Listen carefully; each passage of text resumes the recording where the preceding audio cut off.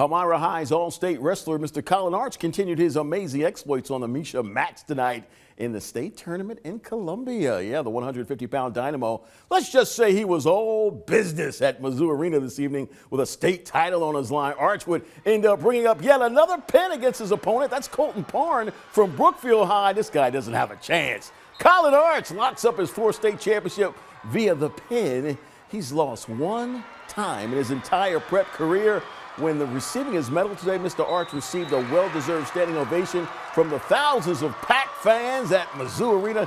Colin, of course, headed to Northern Illinois University after graduating this spring. What a great career. Meanwhile, Palmyra super sophomore Ellie Lawrenson, she finished second at the Misha Class 1 state championships today at 145 pounds. Miss Lawrenson, she becomes the first girls Palmyra state medalist. Ellie has 2 more years left in high school, of course. Expect to see this young lady back at the States in 2024 after a tough loss tonight.